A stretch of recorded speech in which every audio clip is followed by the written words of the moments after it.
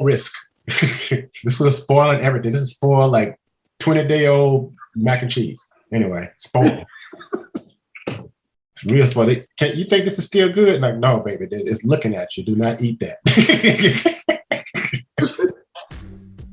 What's up, everybody? This is Joseph R. Wheeler III, the artist, the founder, and the president of ONYXCON. And this, you are now tuned into a very special one, y'all. This is an ONYXCON exclusive with a very good friend of ONYXCON, a very good friend of mine, another artist friend of mine, a true scholar, I want to stress that word, a true scholar and educator in genres of horror, comic books, sequential arts as a whole, film, you name it. Anything you would come see at ONYXCON, this man knows something about it. If not, is one of the reasons why it exists in some cases, because he's been involved in the industry for quite a while. This is my good friend, ladies and gentlemen. Clap in front of your computer for John Jennings right now. Hey, clap for me.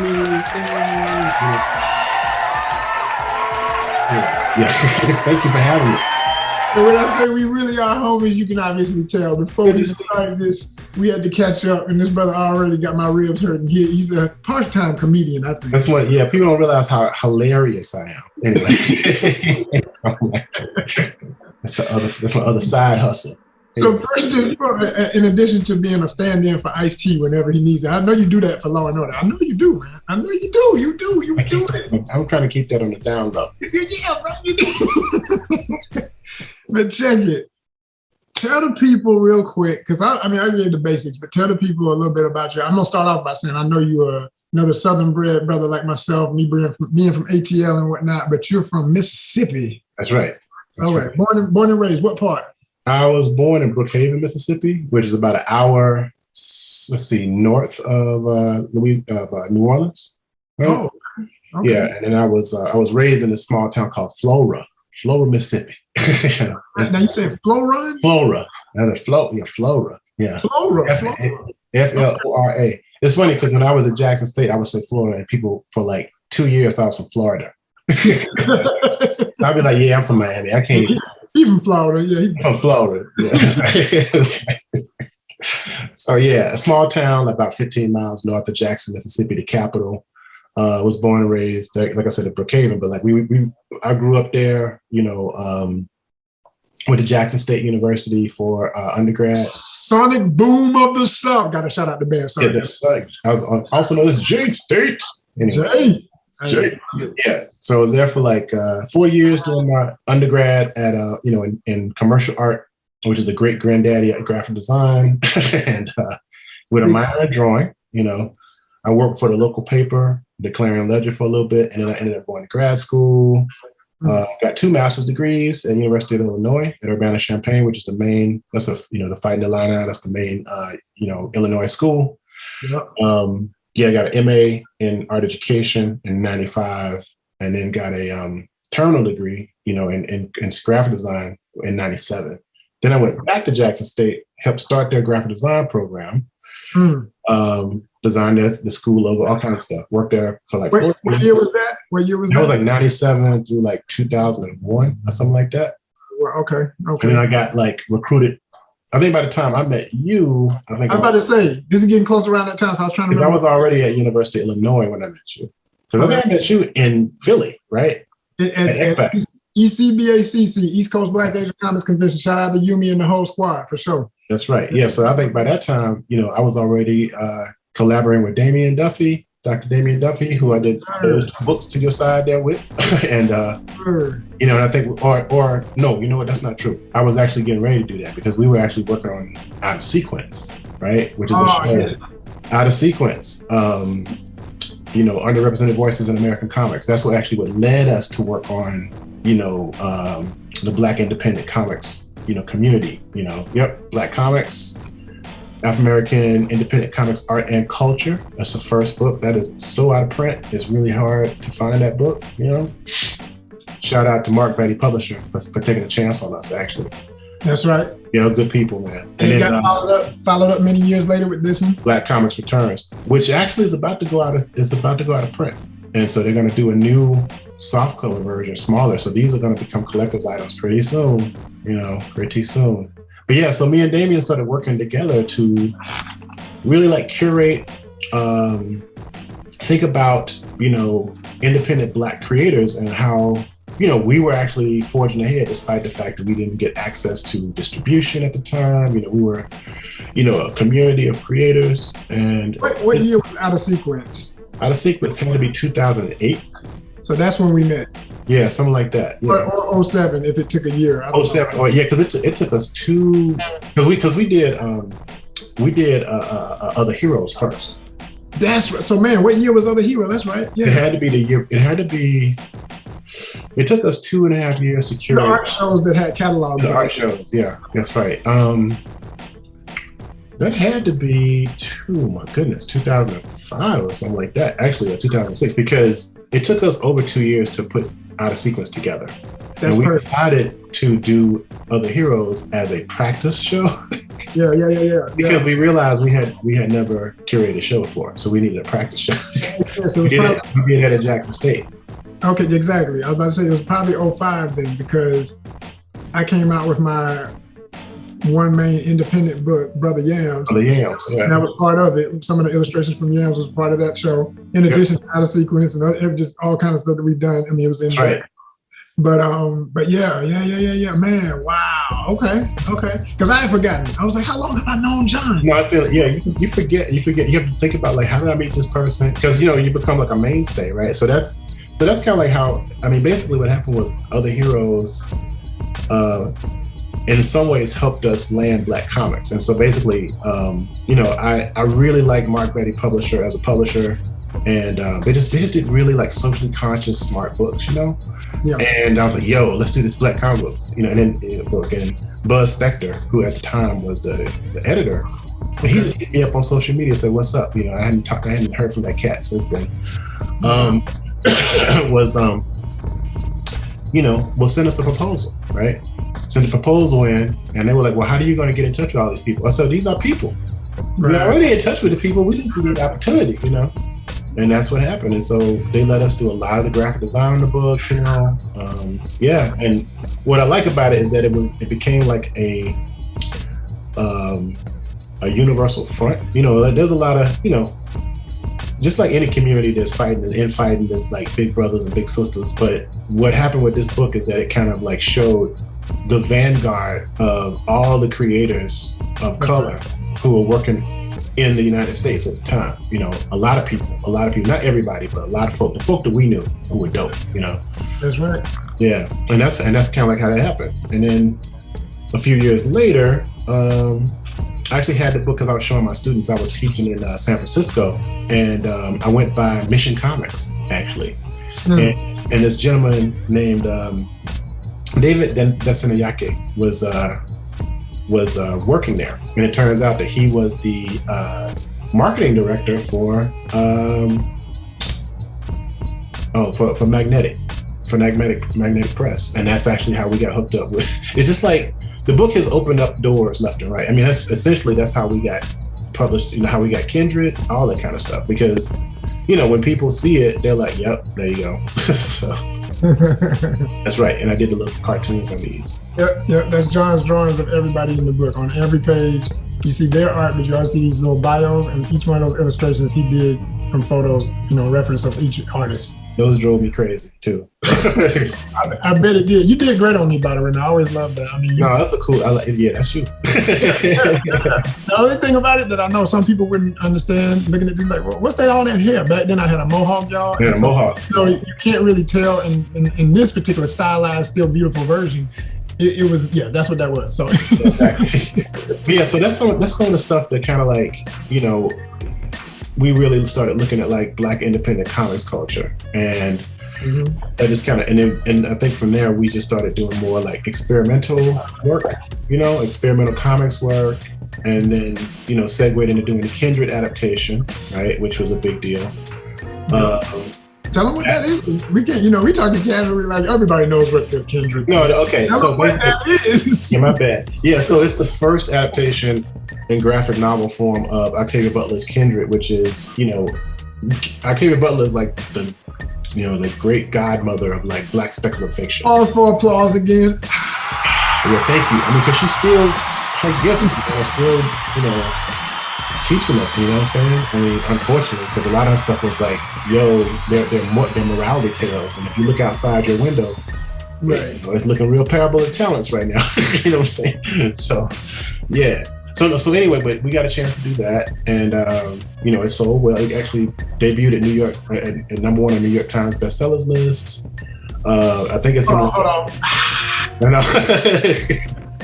So, but yeah, that's kind of like what jumped off, man. And so I ended up, you know, that segued into pitching Abrams, the publisher, to become a roving editor. You know, so I'm actually you're just being too casual. Of course, I know. You know, Abrams. Tell them what publisher. Abrams Comic Arts out of New York. You know, they published Kindred. They published the Parable of Talents book. You know, they published the new Dune adaptation. And we got to mention the publisher of this. We didn't drop that. We got to drop. No, I did. Magnetic Press. I did. Okay. Magnetic Press, but now owned by Lion Forge. You know, because they bought. That's the part I want to. That's the line. Lion Forge actually bought them while we were making the book. So it was like and Lion Forge, if I remember correct, is owned by who again? David Stewart II, who is a Black billionaire, actually. Thank you. That's what I want to. I just want to drop that. Okay. Yeah, they do a lot of. They do stuff in animation. They have comic book stuff. I mean, they do a lot of really interesting things.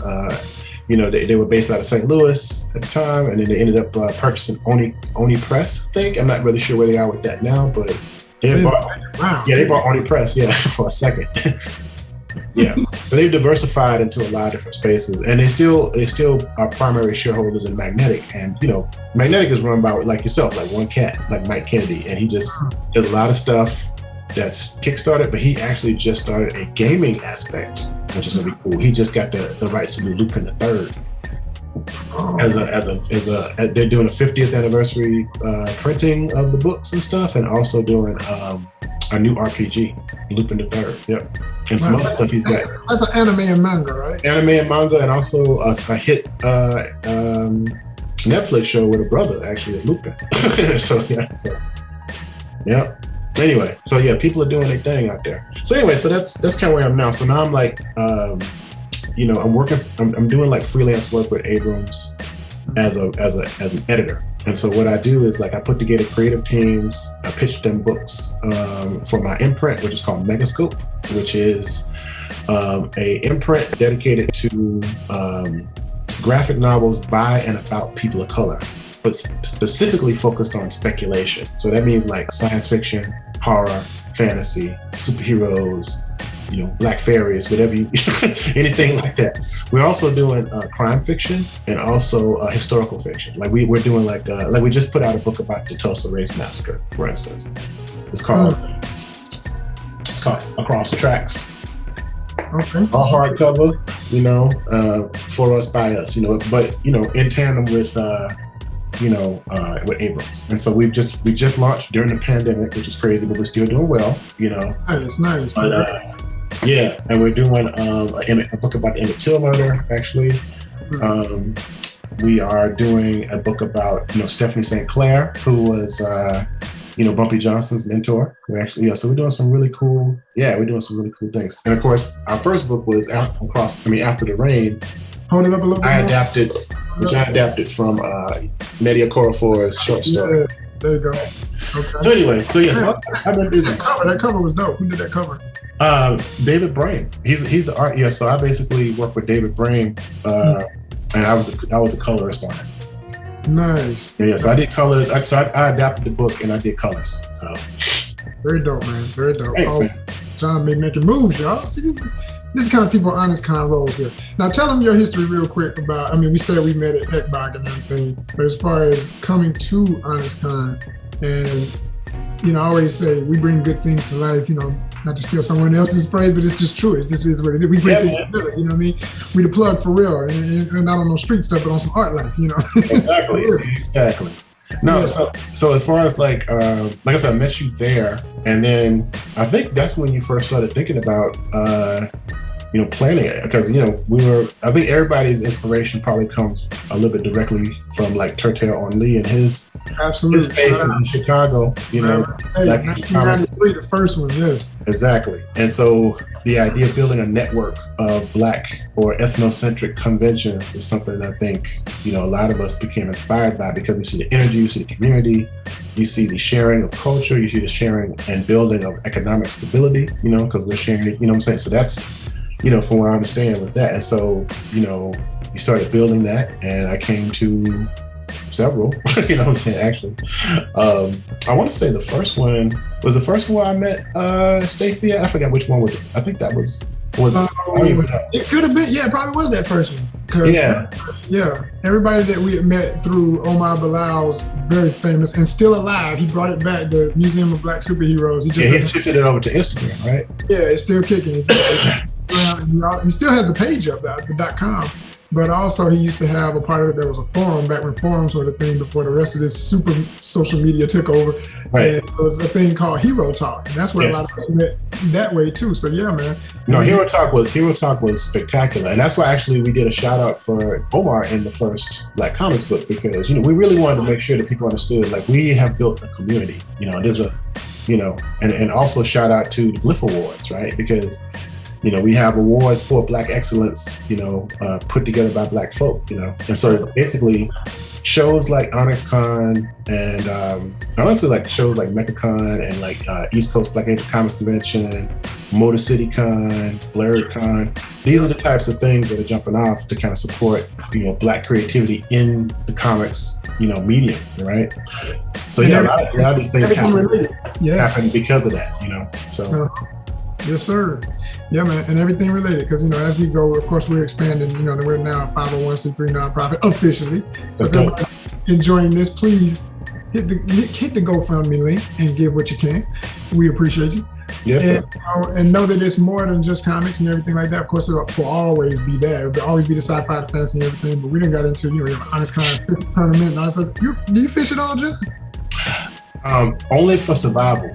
I didn't fish for Hey, that's always. Hey, I always say. I used to fish a lot when I was a kid because it was a chore. We used to have to go and catch fish for food, So it's like. Hey, I always say they'll never have no shame in that, because even though I do it recreationally, every recreational catch ain't just recreation. I'm eating tonight because I went fishing. You feel exactly. me? That's what I'm saying. I don't know if you remember those fishing shows when they would throw the fish back. You ever seen the fishing shows when they would throw? Oh, I know about My grandmother would have a fit. Oh my God! Did you see how big that fish was? He threw that fish back. Crazy. That story is crazy. I would never. Oh my God! Look how big that fish was. Oh no! It was kind of like. I was like, I could see her pressure just. The whole family could have eaten for 2 months. So this is what I've learned, I'm not too far off on this, but I had to bring it up because I always ask all my guests, about that, because part of our new format is, if you were closer, bro, I'd take you fishing and we'd have some fun and catch something to eat. But which we still will do someday. I'm gonna put that down. Exactly. I haven't been fishing since I was like probably in my early teens. You know what I'm saying? It's been a while. Oh, well, that's good. That's better than most. Most people tell me, I was a little boy and that was it. It's like, no, dude, I was at the pond. No, shoot, man. Not to be all like go too much off into a tributary, but I always, I grew up in the country and like we lived by ponds, and I remember like my mom told me that when I was a kid, when I was a baby, actually, they would actually take me fishing and they'll have me in like one of those big chicken boxes. The big giant chicken box when you buy like chicken in bulk, Yeah, so they'll actually put blankets and stuff in there and actually take me fishing with them in a box that used to house chicken. That was your crib, bro. That was my crib while I lived. It's like, That's how they did you, boy. Now, mind you, there's plenty of mosquitoes and water moccasins and all kinds of ish. Now, anyway, I'm a baby. Baby. This is real, man. This is real. This is so real. Oh, man. Yeah. A baby. Anyway. So your introduction to horror started as a baby. As a baby. But it was funny because like It is really my mom was the person that introduced me to horror, though. Word, that was my next question. Thank you. Yeah. I saw you coming up out of the hysteria. You said the ultimate word, man. You mentioned the ultimate, man. When you say, you know, you from the South, you familiar with snakes, but when you say moccasin, the whole room get quiet like, boop. We don't. Hey, we're going to get to the topic. By the way, there's a reason behind having this image. That's his illustration of Candyman. We going there. Okay, we going there. And there's a reflection on the screen. I only said it once so far, so I mean, be careful. Yeah, we ain't gonna. Yeah, but see, I think that the rule is like if you stop and you start again. I don't know because I don't know. Does the Candyman do punctuation? We're gonna get into that. You giving it up too much. Does he do punctuation? Anyway, so 1993 at 5 o'clock, you said it there. I've been waiting for that last one. I'm just in the mirror chilling. So, my mother she introduced me to comics and horror and stuff like that. Wow. I was an early reader, you know what I'm saying? This is before everything. We lived in the country and it was poor. So there was no intranets, there was no cables. There was a lot of reading though. I actually had like 3 library cards actually. I just thought about that the other day because I had one for Flora's library, I had one for the Canton library and one for the Jackson library. And sometimes me and my mom would just drive around to the libraries and just pick up new books and stuff whenever we had appointments and stuff. And I was really into Greek mythology and Norse mythology, African mythology, you know. And then I think when she brought me like the Mighty Thor, you know, from Marvel Comics. Was that your first ever comic? That was one of the things. Yeah, Thor and also like Spider-Man, Daredevil, Batman. I was in all that stuff. But then I was actually also into just comics. Quick question, because we gotta get real. I love to get nostalgia about that. Was it like a local drugstore with the carousel, you know, push it around? Yeah. Yeah, for me it was I think it was a Stop and Go. Stop and Go. It's gotta be a place like that. It's gotta be a local convenience store. Yeah. Now when we go to town, we'll go to town because we had to drive into the main town, which is also a little tiny town. There were 3 spots in town where you can get comics. One was you remember how they used to like bound up the comics and sometimes they would tear out the covers and they put them into like one pack. Remember that? Oh yeah, I used to hate that. I'd be like, who the hell tear the cover off? Well, you know what they did? You know what they would do that for, right? Because the reason why they did that is because the books that didn't sell, right, to make them lighter, they would tear the covers off and ship them back to the distributor. That's why they did that. Yeah. And I know that for a while they did that with magazines too. Yeah, they did it with magazines too. Like, so they're trying to make them lighter because they got to send them back because they weren't selling. And that's actually part of it. That's how the direct market gets started. But that's a whole other conversation. Anyway, yeah. So the other places. It's important. It's important. We teach. I never take for granted. You know what I'm saying? As we get older, I didn't say old. I said older. As we get seasoned, you know, it's like it's important to drop this stuff, man, because a lot. We teach. That's what we're doing through our nonprofit. And it's like sometimes I take for granted how this form of edutainment that we have. Somebody is literally right now losing their mind, going to their parents or whoever saying, "Wait a minute, they did what? They used to do what?" Because they don't know. Like we take for granted, but this is literally stuff that's dying knowledge that people need to know, like, and understand how far we've come in so many things. You know what I mean? Totally true. That's totally true. And so that's why those are the spaces I would get comics off the carousels, like the magazine racks. Until the direct market happened, and then there was a comics desert. But that's a whole nother story. A whole other Anyway, all these are history points. Sorry about all the coughing, by the way. My I don't know what baby germ my toddler has given me, but it's like it's a married man with a wonderful child, so Yeah, but it's like this despicable baby germs. Like, he's healthy. It's not the vid. No jokes about that, but it ain't. He's good. So no, it's not. It's not the COVID. No, it's like I'm good. And so. Check it though, man. So like, okay, so your mom introduced you. Were you the kid who was prematurely introduced to like really hardcore films? Yes. Oh wow. Yeah, that was me too. Yeah, my mom would watch. There was no filters on anything that we watched. So mama wouldn't sit there and like when a scene come up, do the hand over the eye. Like, no. Actually, what my mom and I would do was discuss things. We were actually like, she would be like, hey. How old were you when you first saw I think it's hard to say. I'm going to say like maybe 9, 10. I think like 10, 11, something like that. It was pre-teen when we would go. What was it? Do you remember like your first time seeing a horror movie or something? Oh, dude. You know the movie that always messed me up. A lot of this stuff would be on TV though. That's the other thing too. Is like they would barely edit these movies. You know, like Phantasm, man, is the one that messed me up. Oh, wow. You know why? Because I understood the rules for a vampire. Oh, well, vampire. Okay, sunlight, silver. We cut his head off, burn him. Okay, werewolf. Okay, wolf's bane, silver. Okay, I don't know how to kill a flying ball. That's flying ball with your brains out. With screws and knives coming out. With a giant man and little dwarves and like, boy, I was like, no, I don't know what. The other thing too was messed up too is like that's the first. I didn't know that there was gonna be sequels to Phantasm. So, you know, the end of the first Phantasm, you know, the protagonist gets snatched through a door into like you thinking it's another dimension. So you essentially you think he's dead, and I'm like, wait, is it like this? I'm like shaking the TV. Is that it? Is that what? Is there more?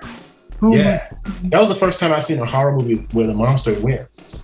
I was like, oh, that's not right. That's horrific. Oh, no, I understand. It's horror. Got it. Okay, I understand. So top, before we get all the way in, what's John's top 5? Since everybody doing top 5s. Horror movies? Yeah. That's so hard. I know, that's real crazy, right? And I'm not even like... Oh, dude, that's hard. I'm more sci-fi fantasy than I'll ever be what's technically horror, but I'm very specific and I can be a total horror prude. Like, I don't care about gore.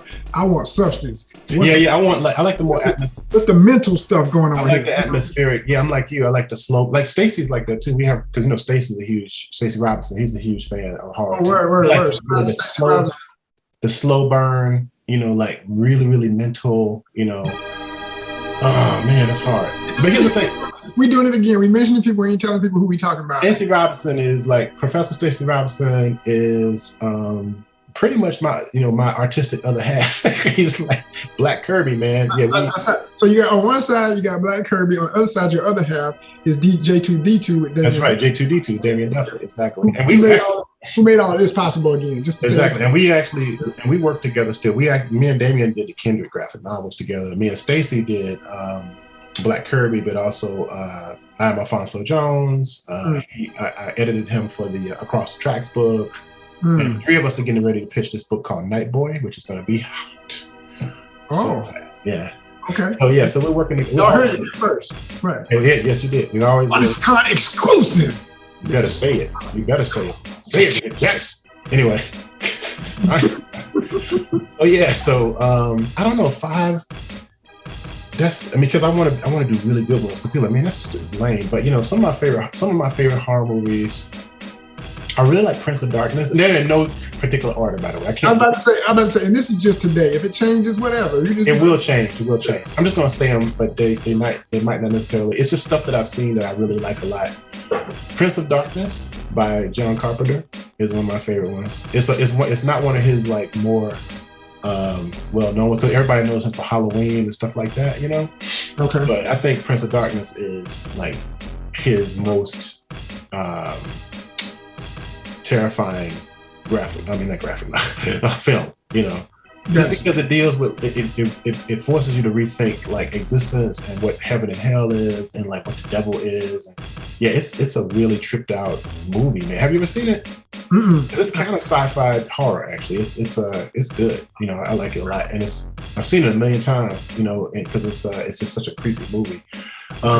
Actually, no, another one of my favorite ones, man, is The Changeling by with George C. Scott, and it's kind of like it's set in it's like 1970s, like late 1970s movie. Slow burn. It's basically kind of like a crime fiction / horror movie because there's a murder that's involved and stuff, and there's a spirit that's this unrestful spirit that actually wants to be avenged, you know, that kind of thing. Okay, it's a good movie. I would say The Thing is a horror movie, by John Carpenter. The Thing, for sure. The Thing, man, is like, yeah, it's top notch you know, one of the best horror, probably, yeah, it's up there with one of the best horror movies ever made, I think, just because of the fact that not only is it about this creature that could shapeshift into any kind of animal, but you don't know who the thing is. And that's the thing. It's like I don't know who this creature is. And it's the ultimate in talking about xenophobia, like the fear of the other, right? Yeah, it's classic sci-fi remake. Yeah. So I just saw this movie called The Wicked and the Dark. That I found very unsettling. It was almost like if The Grudge happened in East Texas. So it's like, you know, The Grudge. You ever seen The Grudge? I'm trying to remember about it. Well, it's based on Ju-on. It's this Japanese spirit, and it's a woman who's murdered in a house. But the thing is, though, it's so angry and like it wants revenge so bad that it actually will kill anybody that comes into the house. You know, and that's kind of like, because it's just angry. It doesn't care. You know, it doesn't care if you hurt them or not. It's gonna kill you. You know? Right. It's a curse. Okay. So yeah, that movie. The Wicked and the Dark reminds me of that actually, but it's set in Texas, and it's messed up actually. And one more. This is it. This is the five.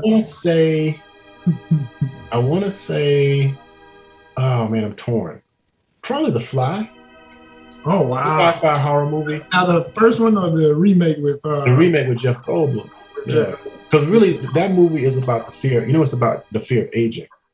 That's what it's about. When he talked to him, yeah. Because all of Cronenberg's movies have like a central theme to them. Right. So a lot of people thought it was about the AIDS crisis actually, because his body was deteriorating. But he said no, it's about aging. Yeah. He's trying to find, you know, the fountain of youth, so to speak, but it reverses on him with the experiment kind of thing. Well, no. What happens is like he's trying to create a teleportation device. That's right. I saw it, but it's been I saw it way back when it was first on VHS. I said VHS. Yeah. Actually, the sequel was pretty good too, actually. But yeah, so it's based off like you said, it's a remake from the 1950s, and yeah, but it's basically he's trying to do a teleportation device. That, you know, fly gets caught up in his DNA structure, and it starts replacing his DNA with fly DNA. Man. You know, that's unfortunate. very, very unfortunate. Yeah, you reminded me of the whole plot now. I remember all that. Yeah. So I'm gonna do this too, and the reason I'm doing this, in addition to just always wanted to know, you know, get into the mind of John before we go into this heavy, but also I want people to understand. I always say, if you don't understand who the people are giving these opinions and perspectives or whatever, and where they come from, and you know, you've established the scholar and the fact you're a teacher. Did you mention that? You mentioned that you teach graphic design. Yeah. Well, I used to teach graphic design. Now I teach. Well, here's the thing. So I taught graphic design for 20 years. There it is. And then what happened was I got put in a point where I was doing more media analysis. And you know what I'm saying? And I really enjoyed teaching that kind of stuff. So I teach in a media and cultural studies program now. I don't even teach art anymore. I actually lecture now. Like I actually teach a whole class just about race and horror now. Which is still art, because you're inspiring. Oh no, that's an art. Yeah, you know what I mean? Yeah, it's definitely art. But yeah, but it's not. They're not making art. We're discussing film. Right. Yeah, like we discussed Candyman. You know what I'm saying, in class. Right. Absolutely. Okay, so I'm gonna do my 5. And I'm putting myself on the spot because I wasn't even going to do this, but I think it would be good for our audience to know kind of how we both think, what we like. I'm going to cheat a little bit. I'm going to say, and these are not in any particular order, just as you said, any Godzilla movie. Okay. I love Godzilla. Okay? Yeah, Godzilla's great. And you know, feel me, just, you know, what G represents, period. Gojira forever. You know, Gojira, exactly. Yep. Gojira. And, the best, because there's been some whack ones, but the first one, there's at least maybe 2 more that I really like. I can't remember which number, but I do remember the 5th one I like. But oh my gosh, Tremors. The one. You know what? Yeah, Tremors actually. Because, well, like I do like so Tremors like a horror comedy, right? Yeah. But it's actually unsettling too, because there these nasty like underground like prehistoric monsters. Yeah, I like Tremors. I saw the first one so many times in the theater. It's like, yes, Tremors is good. Tremors is a joint. So Tremors. Oh my man. Oh my gosh. Jeepers Creepers. You know, I prefer the second one personally. I just like the character so much, man. Yeah, Jeepers Creeper is. You know, it's funny. You know, and it's difficult because you know the director is a pedophile. You know, and so it's like. I know that. You done destroyed the whole damn thing. No, but it's like, and that's what breaks my heart about it. So it's like, You know, but you're right. I like the Creeper a lot, actually. The Creeper is good. Yeah, I know. You said the creator or the director? I think the director, who is the creator, actually. I think. Oh, see, I didn't. Oh man, I'm sorry, Victor Sal. Yeah, my bad. Damn.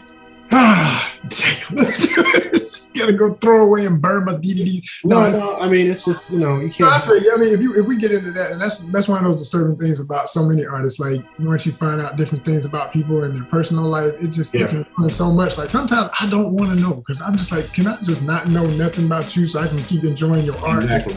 I know most of y'all ain't. You know what I'm saying? You crazy. You know, there's saying that all artists, everybody gonna be crazy in this crazy world. I always say, just don't be insane. Don't be insane. There's a difference. Right. Don't be insane. You know. Exactly.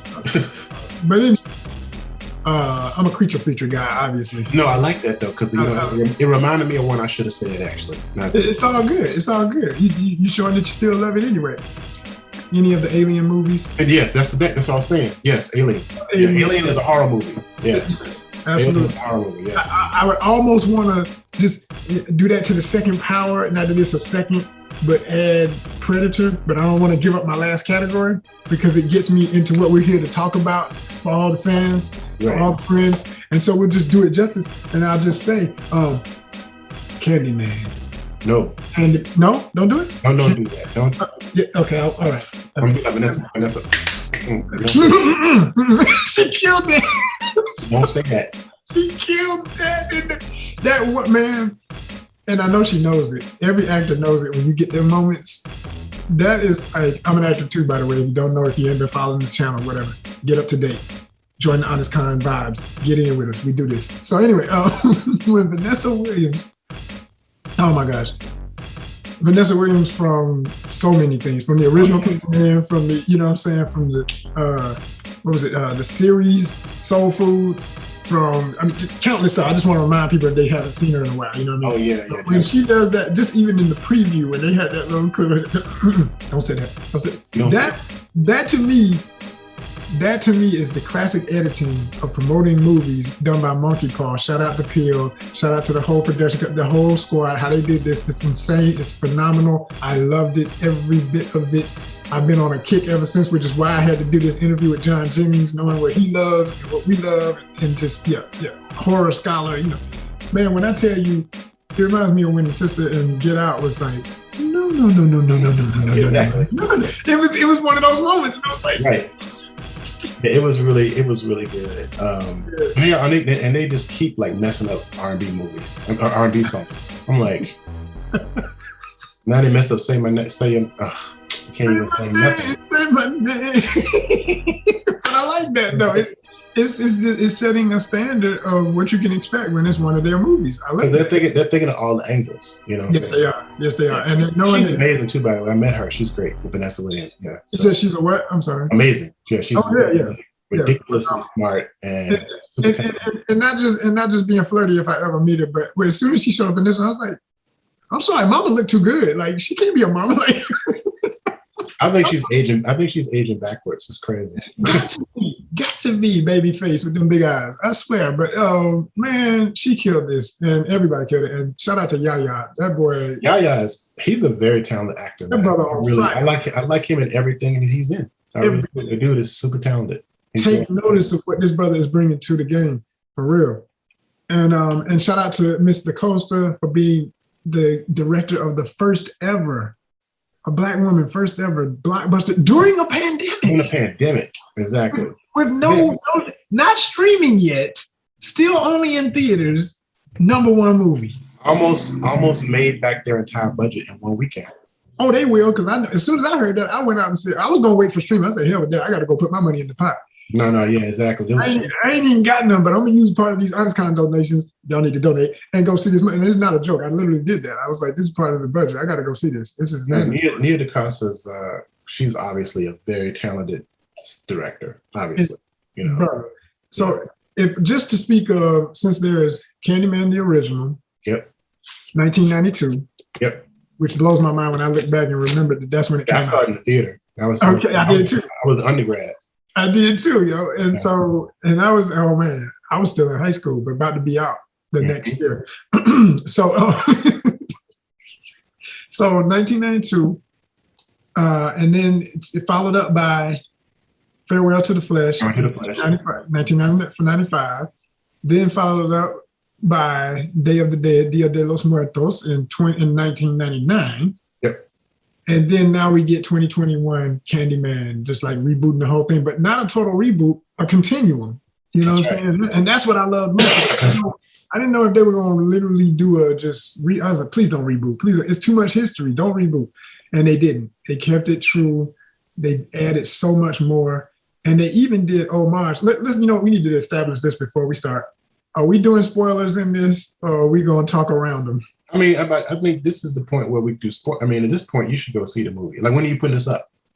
Well, this going to go up kind of immediately, to be honest, as soon as I can edit it. So, yeah. I mean, I don't know. It's going to be hard to talk about it without. So I tell y'all what. Don't disrespect all this good content. If you need to cut it off now, I hope you watched it up to this point. Cut it off. Go see the movie, and then come back. And then come back and finish this. Or when you post it, you're like, okay, there's a ton of spoilers in here. Don't, you know what I'm saying? You can do it that way. That's a fair warning. But I can't, at this particular point, I think a couple of weeks after a movie comes out, then it's hard these days, right? Exactly. Right. And if you're looking at something on YouTube, you know that most of it's gonna be somebody warning you to this. So I think spoilers, man, because you can't really talk about how deep the movie is without actually like talking about the movie. You know what I'm saying? There it is, y'all. We're going all the way in. We're going all the way in, spoiling the hell out of it. All right, so here we go. So, and we're gonna spoil the other ones too. So if you ain't caught up on the original and the other ones I mentioned, I've seen all of them. I thought of, so yeah. So first, let's establish so people can see this dope shirt you got on and your artwork. Yeah. First thing for your artwork, let them see the artwork behind you. There you go. That's John's art. Yeah, it was from art because we did a Candyman art show. You said you did, or you did a Candyman art show like this before, like when me and Stace, it's a Black Kirby show. It's called Reflection Eternal. Dope. Based off of inspired by the hip hop group. So, which hip hop group again? You said who? Reflection Eternal. Okay, I admit. That's Talib Kweli and High Tech. Oh, see, I didn't even know they had a group. Yeah, they have a group together called Reflection Eternal. But anyway, it was from an art show, and so this was the free shirt that you got from going to the Hollywood premiere.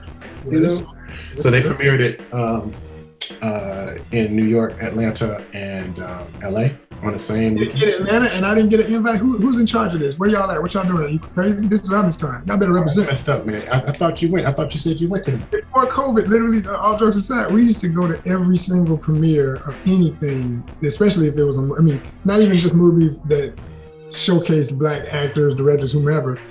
We always got those, and I would just have all these tickets to give away and everything from all the different. It was about 3 companies we worked with, we love it, man. And it's like, so when stuff like this come out, hey, since y'all back, y'all need to be masked up and taking careful about that conversation because ain't nothing totally back. I don't care what they say, but since y'all doing stuff and everybody's doing it safely, remember ONYXCON. That's all I'm gonna say. So yeah, went out to the LA one. That's what's up. Well, yeah. Well, here's the thing. So I got invited because that was the 5th time I'd seen it though, because I actually had a screening.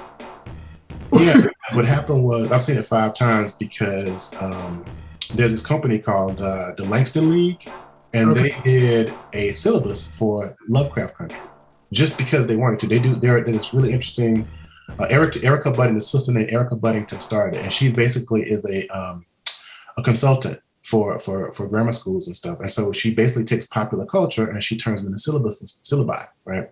And so Monkey Paw saw this and they was like, yo, this is really cool. So they actually hired them to create an official Candyman syllabus. And then they hired me and Tanana Reeve as consultants to help out. That's dope. Tanana Reeve do, by the way. Tanana Reeve do, yeah. Horror writer extraordinaire, exactly. And part of, speak of them as a dynamic duo, husband and wife, Stephen Barnes also, shout out. Some more ONYXCON familiar people who've been part of our alumni, have been at ONYXCON, presented at ONYXCON, did content at ONYXCON. Just want to say that. We do what we do. Exactly. Yeah, we do what we do. We do what we do. Tanana Reeve do. Anyway, awesome. It's pretty dope. All this is on purpose. But anyway, yeah, so that's what happened was, so you can actually go and download the syllabus. You go to like candymanmovie.com and there's because there's an entire social outreach program connected to this film too. I saw that at the end. I waited to the end credits and saw the connection to the .com. I was like, yo, that's they're doing like stuff around Black mental wellness in the Black communities. They're, all this kind of stuff, and they're very serious about like, okay, well, we can use horror to heal the community, that kind of thing. And that's interesting because, most people just look at it, it's always fluff, it's always something that, how do you take, this is why I say, if it's not an intellectual component to it, because there is that side of horror where it is not. It's just blocky, it's just gore. Right, as stupid as we can possibly make it, let's go there, on purpose, and even, I won't say the first, but because I went back, I lived in LA-based Dia de los Muertos. I can't say it without saying it in Spanish. I just like to say it. And I did that one in 1999, and then I also did the 1995. Ironically, I enjoyed the 1999 one, which typically gets a lower rating by 1 star or most of. Yeah. Than the one based in New Orleans in 95, the Farewell to the Flesh. Because Farewell to the Flesh, even though there were parts that were well acted, taken seriously, there were these cheesy moments with like one moment where the girl scratches him and there was like a dummy head and the bees come out and it's like, it's the other two films are not as strong as the first one. You know what I'm saying? The first one is the one that actually they put a lot of time into. Yeah, he just made these, kind of knockoff films. It wasn't really fair, to the character. I agree. And I always wonder. I haven't had the golden opportunity that I know is coming to meet Mr. Todd yet and interview him, but I do. Ironically, I'm gonna say this on camera since now we're talking about all this. I have been reaching out here to him. He's a really cool dude. He has actually responded to me a few times to just say, I'm aware of you. I see what you're doing. He even followed ONYXCON on Instagram. I was like, Tony. I got a chance to meet him at a horror convention here in Riverside. I live in Riverside, California, and they did a horror convention, and he was one of the guests. Yeah. And I was a big fan, and so I actually took an autographed copy of Kindred, and I gave it to him and told him like how much it meant to for me to meet him and stuff. And we really hit it off. And he actually like gave me signed autographs of him and actually paid for pictures for us together. And he's a very, very nice man. Yeah. Wow. So cool, man. So cool. So yeah, that'll happen when it's supposed to, I know. And I always just, like I said, I started rewatching the first one today just to get me in the headspace for this. Yeah. And I'm still gonna go back and finish it. It's just as soon as I started, I was like, it's so rewatchable. Like I thought, when I cut it off, I might the first one is good. It's a well-made film. It's a film. Yeah. And that would say, personal opinion, 1992 and 2021 see eye to eye. I won't even say which one's better. I just say they're very much they're both just as strong in different eras. Yes, I would agree with that. When they said spiritual sequel, they meant that. It actually picks up on the aesthetics really well. And I totally agree with that. Yeah. Word. So break it down from the perspective of going through. We'll go through all the first three real quick. What were your best moments? What you wish were different or wish may have been told more or whatever, just on each one. Let's break them down and then we're gonna get up to the latest one. Okay, so one of the things I liked about the first three is that the idea of oral culture traveling, you know what I'm saying? So just to give a little bit of background, Candyman was inspired by a Clive Barker short story, Forbidden. The Forbidden from Books of Blood, right? Clive Barker, if nobody knows, is actually a horror. He's like very much influenced by Stephen King and H.P. Lovecraft. He created the Hellraiser series, and that was his claim to fame. But he's also a very talented artist and director and stuff like that too. So the Forbidden actually takes place in Liverpool, England. It doesn't take place in Chicago at all. And Candyman is not actually a black person at all. He's the original story is more about class. And in that particular version, Helen Lyle is actually a grad student taking pictures of like graffiti for a semiotics assignment, and it's about class. And so she's taking these pictures, and This is in the novel. This is the short. It's a short story. It's not even. It's a short story. It's not even. Okay, wow, I didn't know that. Yeah. So what Bernard Rose did, the director, screenwriter of the first movie, he takes some of the elements from The Forbidden, and he actually like transposes it into an American setting, and he decides to talk about race, right? Which by itself is already a spook story, right? So what he does is he mixes the original elements of The Forbidden with the idea of the hook man, because there's a urban legend about the hook man. It's a hook left on the car door, this kind of thing. It's an old urban legend, right? And of course, Bloody Mary. Where'd that one start? I don't know. The Hookman story is an old story. I don't even know where if you ever watch Urban Legends, like the movie, they talk about it, you know. Okay. Now, when we say urban legends, are we talking about specifically Black community, white community? No. When they say urban legend, they mean basically a new like spook story or folk story that comes out of the modern era. So when they talk about urban, they really do mean like ghost stories in the city, essentially. Okay. But it's not culturally specific. No. It's site specific, but it's more about the modern era, you know. So a lot of this stuff is coming from like, you know, spook stories and like campfire stories and stuff like that. You know, these are things that people would tell each other to scare each other, to teach lessons. A lot of these things are morality tales, you know. The other thing was, of course, Bloody Mary. You know, Bloody Mary was an old game that people would play. You go and close the door and you say her name, and she either tells you the future. It depends on whatever belief structure you believe. Some people, she'll tell you the future, and sometimes she'll just kill you, and that kind of stuff. Right. Scare you or curse you or whatever, right? But it was like, everybody knew about Bloody Mary, right? Mm-hmm. The other one was an actual murder that happened in 1987 in Cabrini Green. That was the other, of this woman named Ruthie Ann McCoy. And there's a story about this in the Chicago Reader. And that's what he took. So it took place in Cabrini Green, this woman named Ruthie Ann McCoy. There's a gentleman that actually breaks in through the mirror from her other side, just like in the movie, you know, in the first movie. When they were sitting he actually comes in so that whole thing is inspired by an actual murder that happened in 1987, right, in Chicago. Yeah. And, you know, they use the props in the movie with, you know, the newspapers and the story, but I always, you know, from being in the biz, being an actor and stuff, I just assumed for so many years that this was not based on anything. But it's a real thing. Well, here's the thing, you know, what's really cool about it is that Vanessa Williams' surname is McCoy, and so is the new, you know, so I think that's what was an homage to that particular murder, right? And of course, like I said, the other thing that he mixes with that is the urban legend of race, right? Because race doesn't exist. We all know this. Race actually is a construct. Right. Right, that we actually kind of like put our identity politics into and stuff like that, and we basically share that story. So a lot of this was about the oral history of like how stories travel. So I kind of like the idea that the story could have happened in New Orleans and then traveled to Chicago and then traveled to LA. I kind of like that. That takes us right to the next movie, Farewell to the Flesh, 1995. So when I saw that, I was like, it's funny, I had seen bits and pieces of it, but never really sat down and watched it. So when I really watched it. He was a free man of color because remember, see, the thing about Daniel Robitaille is like he was actually a free man of color. Like his father was like a shoe manufacturer or something like that. So he was wealthy himself. That's right. They did. Rich himself, and he had gone to some of the best schools, right? And he was taught how to paint, and he became an erudite painter. So he was painting portraits of usually wealthy white landowners, and that's right. Yes. Well, that was the interesting thing about it, right? So Well, the thing I liked about the second movie is the fact that they depicted the actual story. In the first one, they tell it; it's like oral, right? But you know, they actually show what happens in the second one, and also they pick up on the fact that him and this woman that he was killed over, they had a child. Right. Yes. Yeah, so it deals with his family, which I thought was interesting. And that's where it gets deep because you realize that pretty much to break that down, if people don't know the whole story, a Confederate general hired him to paint his daughter. Hardcore racism in place. So yeah, you just here to paint. You ain't supposed to be talking to her, just paint her. They end up falling in love. They have an affair. She gets pregnant.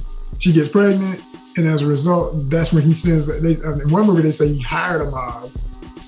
Yeah, that's what I'm saying. Because actually, they said in the current one that he hired like some, which I thought was interesting too. Because like you so mad that you ain't had the guts to grab him yourself, you still gonna go get somebody else to go do your dirty. You don't want to dirty his hands, right? Right. You know what I mean? But then they did showcase in that second one, which I also thought was well done. But then again, when it was the word you used for when it cheeses up a serious part of a horror movie, campy or whatever. Yeah, like the knockoff element of it all versus this is the next chapter.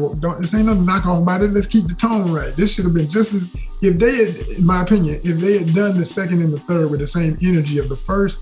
Oh my God. Yeah, they couldn't capture the gothic because it's a very gothic film. Like Dracula has that kind of thing. Like I'm not because I grew up in an era where we didn't have to look for the truth. First of all, I come from a family of that. I got a father who was a scholar of African history and had books all around me growing up that I knew so much about our histories. as Black people here and everywhere in the world, right? So it was never anything new to me. Some of the things that now people, we woke, like, man, what y'all talking about? It's been going on. If you really wanted to know, it was something you always dedicated some time to and just got into. Right. So like, when it comes to the way certain films depicted not just slavery, but any form of, again, racial constructed oppression, we always, depending on how they handle the topic, like the first time I saw Roots was in 5th grade.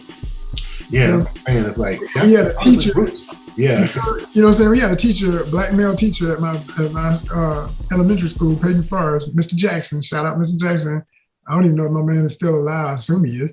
But he sat us down. So we're getting it at home if you had the kind of parents I had, but then you also had it at school explaining these scenes. So you didn't just go home traumatized. You got a chance to work out your feelings about it. We unpack. Yeah. Yeah, you know what I mean? And so I'm saying, when you experience that kind of thing at that young an age, and then you get used to it with seeing it in different forms in other films and other types of stuff and put it in context.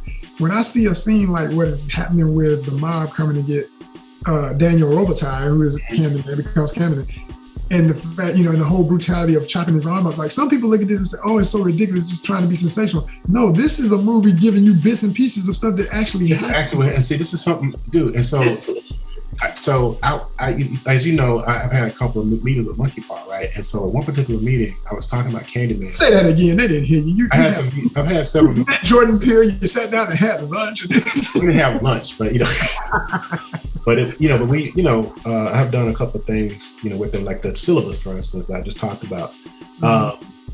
And so I told, the CEO of Monkey Paw, I was like, Wynn Rosenfeld, I was like, what really fascinates me about the Candyman mythology, and I think is really a missing part, is that when Black men were lynched, white racist mobs would take trophies. Right. They would take noses, lips, ears, penises, they would take all kinds of stuff. Somebody took that dude's hand. Yeah. And I actually wrote a fan fiction piece about his hand. I have to send it to you.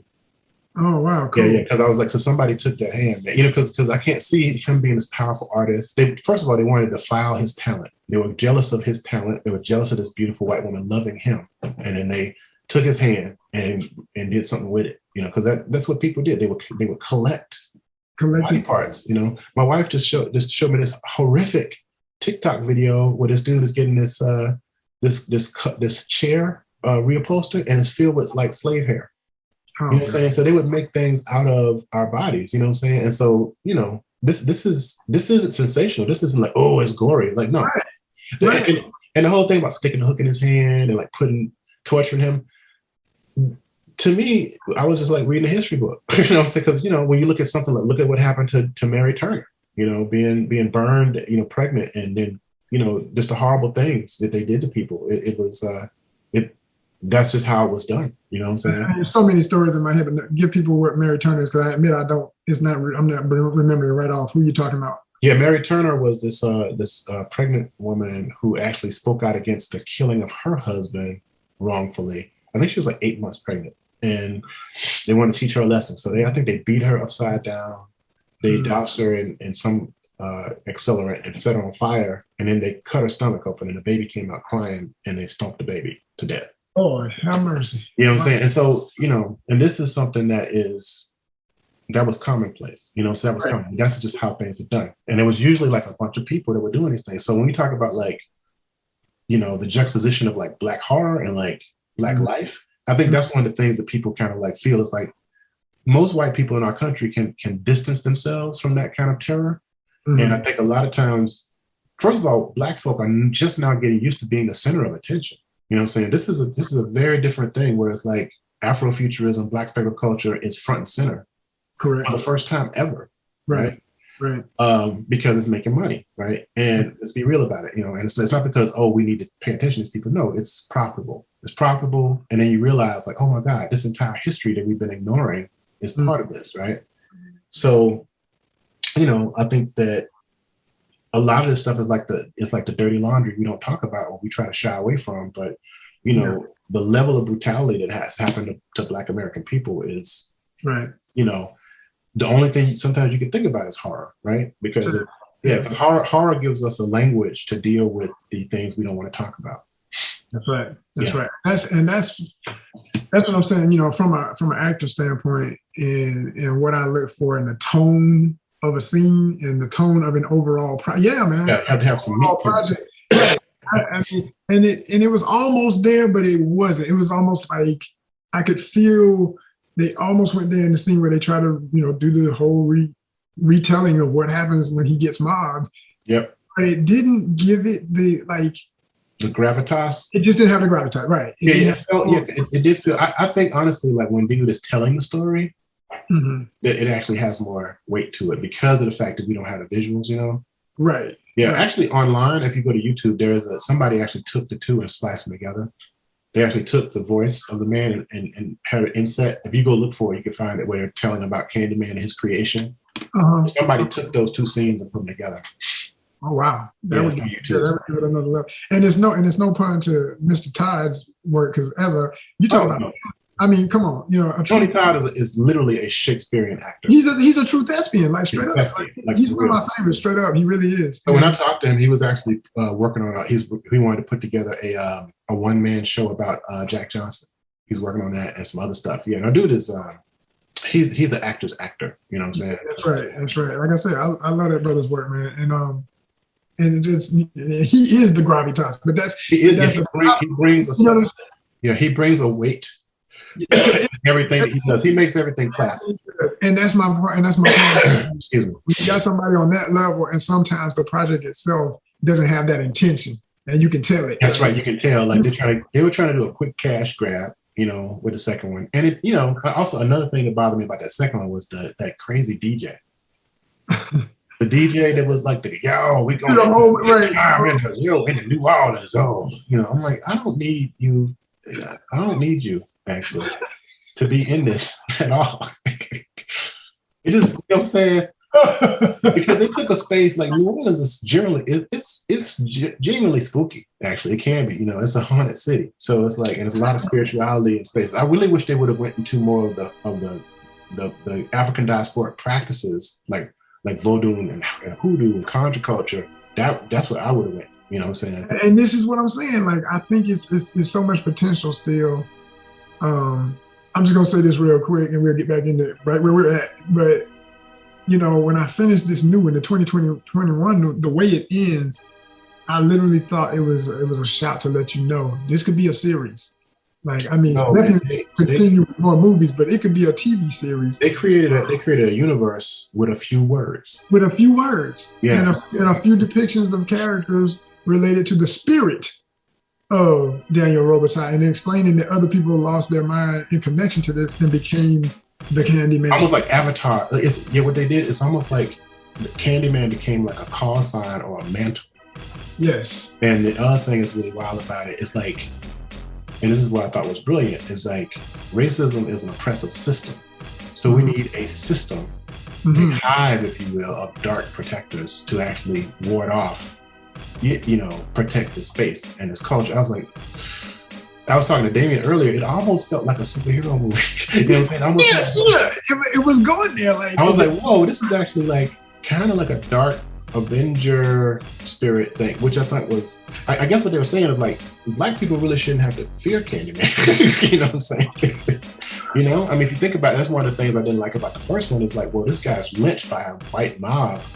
Go there. Obsessed with this white woman. And this white woman is a white savior character who is trying to get her PhD based off of exploiting the mythology. And then she becomes like an ally, right? And then she ends up saving, you know, the person who becomes Anthony in this 2021 movie, right? The baby from the first movie is actually the main character in the second movie, which is brilliant. So, but she gets to like the hood pays homage to her. They do like a little peace march out to her grave, and they throw the hook in her grave, and then she becomes an urban legend, right? Right. Whose story also gets mistold, which I thought was interesting too, because when Nathan, Troy, his name, I forgot the actor's name is Nathan, but Troy is his character. Okay. He actually tells the beginning of Helen's story. And I call it Helen of Troy because of that. which is like, it's a dad joke anyway. You're talking about in the second movie. In the second movie, yeah. He's the one that actually jumps it off because he tells the story of Helen Lyle, right? But he doesn't tell it right. It's because that's not exactly what happened, right? It's what they thought happened, you know? Right. And that's the nature of like how lies get started, and that's the nature of how like oral history. My friend Stephen Bissett, he said, yeah, it's like a game of telephone. You know what I'm saying? Like he said, hey, so and so said what? And then by the end of it, it's like your mama said what? You know what I'm saying? It's like it changes, you know? And that's how oral history shifts and stuff, you know? Yeah. So it's it was remarkable, man. Like that's one of the issues I have with the first movie is like, why is he killing done? He's an amazing character, but it's like, why are you killing people? Like Casey Lemon's character, why did she get killed? She was. They just wanted to kill a black woman on screen. You know what I'm saying? Like she didn't call them. She didn't do anything. Like why was she there? Like why did she get killed? Same thing with the friend from the third one. Why she get killed? Another woman of color that gets murdered by Candyman. You know, so and I'm gonna say it's always an instant rule that basically, you know, it's like if you're next to the person that says it, you got to go too. But also, like you say, we know the rules where horror has been going so long. Of black folk being the first time. I'm always sitting there waiting, like, okay, now. Right, and so this is the thing. I see my black people who gonna die first. So I will say in this one 2021. White folk. Well, it's a black film, and so this and they said we telling it through our lens. We want to express see how this feels when this happens. Yes, and that's expressly what they do. Because even Billy Burke's, you know, the Coleman Domingo's character is like, "Yo, we're gonna see the kids die. We're gonna see them get killed." You know, there's a line that's kind of like that. So the other thing I thought was remarkable, even from the beginning of this next movie, of the 2021 version, they kind of posit that any of us could be Candyman. And how they do that is they start off with us with everything being reversed. So it's almost like we're inside the mirror. Yes. And I was like, whoa. And then it shifts out. And you know, like the first movie, you know, they have the mirror effects where they're flying over Chicago. They do something similar, but they skew it. Man, okay, so when I went to see it, I was lucky enough to go during the week when I have a theater locally at Wonderful when nobody's there. I'm in there by myself. And I loved it because I could yell, I could laugh, I could do anything I wanted, and ain't nobody, it's just me. But when that first, you know, production company name comes up and everything's running backwards, I said, wait a minute. I started looking, you know, you look back at the operator like, hey, because ain't nobody in there no more, it's just a computer running the damn robot. I was like, is there something wrong with it? So I started getting a little mad, like, if this shit don't straighten out by the but what gets you though, the thing that makes you know that it's on purpose is like when the monkey paw logo pops up, the monkey paw is right. Like it's actually doing it right. Backward, But I was still nervous. I was still nervous because they start off with a scene in Cabrini Green and they got the apartments and one of the numbers on one of the apartments is right. And I said, okay, all right, maybe okay. Right. There was so much that they did with that movie, man. Like first of all, like the fact that I had a statement I talked about, like, you familiar with the Greek mythology around Medusa? Yeah. Medusa, yeah. You see, Perseus, you know, if you've seen Clash of the Titans, right? You know that Perseus kills Medusa. The first Clash, the real Clash of the Titans. Real classic, yeah. Right. He kills Medusa with a mirror, a shield, right? Because you can't look directly at Medusa. That's right. Right? You turn into stone. Exactly. So he had to use a shield that was a mirror, shine clean like a mirror so he could see her reflection. Right. That's what NIA DaCOSTA does.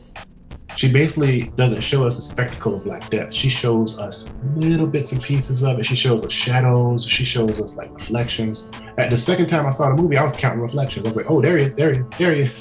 But she doesn't even show you all the gore that you want to see. Like when the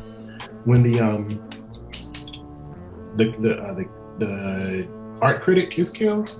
Oh man, she's the one that actually was talking about, oh, you're exploiting your own Black pain, blah blah blah blah. And then after the first death, it's, oh, you know, your art is eternal and interesting now. But it was because of the murder around his art, right? And he's like, I didn't think you liked my work, you know.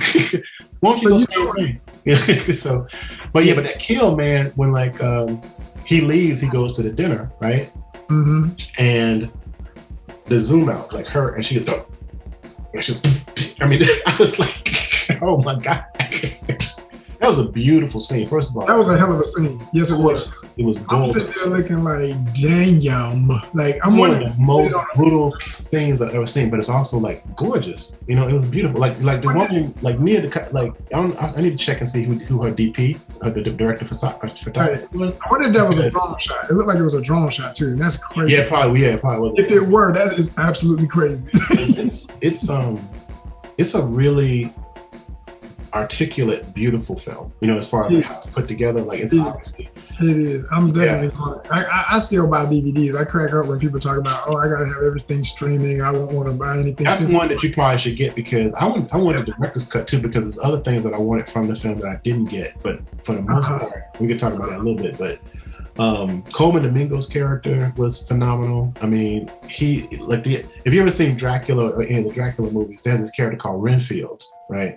And Renfield is the preparer for Dracula. He wants to be a vampire, but you know he's kind of afraid of being a vampire. Okay. And he worships Dracula. And he wants to prepare the world for the master. You know you're talking about my man in the laundromat. Yes, that's kind of who he was. You know what I'm saying, to me. Yeah, you got it. He killed that role. Good. The thing is like, Billy Burke was the character's name, but Coleman Domingo is the actor, right? Really? And so what's really interesting about that character is, as a child, he's one of the first characters we see. Like, he basically is a little boy, and he sees what happens to one of the people that will become Candyman. That's right. And it traumatizes him in such a way that he has a spiritual death in that laundromat. You know what I'm saying? Like, a part of him dies, and then of course the rest of him dies when he sees his sister and her best friend killed by that character too, in the bathroom, right? I'm glad you said that, because that was the only part that kind of confused me. I was wondering. That wasn't that scene. And that's the same kid. Anthony, or was that supposed to? No, that's Billy Burke. That's the same kid. That's the same little boy. You know, because what happens is his sister calls Candyman. You know, and so I think those particular things actually like totally broke him, and he started to understand like what Candyman really was. Now, what I really wanted from that character, I needed a scene where like the hive, the Candyman hive, or the idea of Candyman is speaking to him. I wanted to see that. Because, you know, it is kind of like a jump, you know what I'm saying? Like, you know, but I think if you do that, you kind of spoil the ending a little bit. But, you know, I wanted to, because, you know, he becomes like he almost like becomes the arbiter of Candyman. He's like, okay, I'm preparing the way we need a Candyman because it's crazy up in here, right? So, right. Yeah. And so, you know, man, you own it, man. This is why I got John Jennings for this one. I've seen it so many times, man. You know. Obviously, bro, you had time to, you know, I'm sure about the second one. I literally was my job. I was actually like commissioned to think about it. You know what I'm saying? So. That's dope. And I mean, you know, it's still a labor of love for what we do with UNTITLED, because I was sitting there saying to myself, I was so just enthused by so many scenes, and like you said, the beauty of it, that by the time it got to that scene, because that scene kind of came out of nowhere with him as a little boy with his sisters. And this is after. Yeah, the flashback scenes, I think, felt a little disjarred because, well, one of them is a dream sequence, Brianna's dream, where she sees her father kill himself. I want to know more about her trauma and about what. And that's what I'm saying. Like, those scenes were just kind of rushed at me at points, because other stuff in the main plot is still happening. And you know, it's so well done, like you say, that it hits you so hard. I'm still, you know, it's just like hearing a dope lyric on something hip hop. Yeah, you're like, I'm still thinking about the. You're still thinking about right. The song. You're like, wait a minute. He said what? She said what? Like, that's one of the things. This is a movie that I was glad I was able to see, that I could rewind parts. You know, because like I said, oh my god. Like, for instance, the bathroom scene where the little white girls do and the little black girl is in Oh. Okay, check it. So, and the whole thing is filmed on a compact, you know, like a mirror with a compact, and you see him like kind of floating in from the side, and there's a bee that hits the compact, goes down, the reflection splits, and one of them flies back into the background. I was like, excuse me? Can you play that again? Dude. Another one I had to replay too, man. You know, the part where she has. Wait a minute. You said you were able to rewind it. You had it on. Yeah, because I had a screener. That's how I was able to see it so many times. They actually gave me a screener. Yeah, so it was coded for me, like for my computer and stuff. Weird. When I review stuff for Marvel too, I have to do the thing. Like it has a you know, it's my copy. You know what I'm saying? Yeah. So I watched. You share this and you die. I mean, I'm scared to share it. I'm like, no. Right. So many NDAs left and right. Anyway, so yes, I saw it like 2 or 3 times the first time, and me and Tanana, we want to see it again. So we actually got it again. I saw it a couple more times, you know. So by the time I got to the premiere, I'd seen it like 5. That was my 5th time seeing it. My first time seeing it in the theater. So I had a chance to actually go back and look at like specific things. So like one of my things that really tripped me out and made my skin crawl, right, was the part where Anthony is in the bathroom after Brianna, who is his girlfriend, wakes up, and she's like, I had a bad dream, right? Oh yeah. Right. And then she's like, it's getting worse on the hand. Yeah, it's terrible. And I had a bad dream. He's like, oh yeah, me too. It's like, what was it about? And he was like, what? And she was like, the dream. And he's like, I'm gonna be right out, right? And he pushes the door. He pushes her out. Yeah, he closes it. Yeah. Did you notice? And I'll send you a screenshot of this because I was like, this is some beautiful stuff. Did you notice that when in that shot, his reflection doesn't move, but he does? Wow, I probably did. It makes my skin crawl because what does that say when your reflection is dead? Right. Oh my God! Look at that. I'm like, it just see that to me is terrifying. I'm like, oh my God, your reflection is like dead. I was like, this is not cool. Hey, the classic line from, was it the second Blackula movie where the one guy who is like who is like the other version of the Dracula's minion, the guy who assists him. That's right. He admitted him. Yeah, Beyonce's stepdad. And he's, oh, is that who that guy was? Yeah. Oh wow. And man, you know too much, John. And so now talking about it, that's the other beehive. You're beyond Easter egg. You are the Easter bunny, damn it. It's like, no, this is the egg. Let me put it over here. Easter bunny. When he tells Blackula, Mama Walday, I love that. Walday, yeah. Walday. You know, the legend that, you know, he's looking in the mirror and he can see he's starting to fade. He can't see himself because he's becoming a vampire. And he's like, man, I can't see my reflection, man. He's a dresser and he's a fly dude. So he's just like, what the hell? Man, a man has got to be able to see himself. Yeah, exactly. That's the line. You know, man, it's got to be able to see his face. Yes. And I was like, yo, and so this dude's reflection is dead. You know, so much about his reflection. So the other thing I thought was really interesting was like at the beginning when Tony gets bitten by the bee, right? And when he's taking pictures. Mm-hmm. How much time? By the way, when you see it, or when, you know, if you just didn't care about the spoilers and you're looking up to this. Yeah, because we're spoiling the hell. We're just talking because we've seen the movie. Right. We've seen the movie. Maybe in context. This homie's talking for real. So. Watch it at your own risk. This was spoiling everything. This is spoil like 20-day-old mac and cheese. Anyway, spoil. It's real spoil. You think this is still good? Like, no, baby. It's looking at you. Do not eat that. Let's just spoil it. Let me spoil something into reality. And then we're going to spoil it to the point where Joseph R. Wheeler III gets cast in whatever's coming next for Candyman. Spoil, there it is. I mean, there you go. Exactly. Just put it out into the universe. You got to put it out there. If you want it, you got to go. Because so much about this movie is about conjuring. It's about speaking things into existence, right? What they call nomo. And Malefica Sante calls it nomo, right? You speak it and it shall be, right? Yes, sir. The power of the word. So there's so much about conjuring here, man. And then the other thing is, so at the beginning when he gets bit by this bee, the next scene, and you just saw this, so it's probably fresh in your head. The next scene is the bee carcass being eaten by ants. Yeah. How long does it take for ants to find a bee carcass? Right. And I'm like, yo, this dude lost time like that. It was like he was gone, right? Because it was his destiny to become this victim, right? Which they get, be my victim. So I was like, yeah. You know, it's funny because when he starts to like transform the body horror that they do, which reminds me of The Fly, by the way, when he's taking off his fingernails and stuff like that. Yeah. Didn't it look like he's burning slowly to you? That was the other like a burn. They look like burns, and I was like, because he was burned, because Daniel Robitaille was burned. Yes. Anybody who becomes him goes through all of his pain. And the other thing too is like he was supposed to burn as a baby in that bonfire. That too. You know what I'm saying? And I was like, yo, and you're right. That's how Candyman was killed. He was burned and stuff. And the other thing was like, and then he becomes like a living hive, because then you see like the pock marks in his skin. He becomes like Daniel Robitaille, where he's a house Now that's what made my skin crawl. It's messed up. Yeah, that's by the way, another spoiler. If you have trypophobia, that's the fear of those holes. You know what I'm saying? You don't want to see this. Trypophobics do not go see it.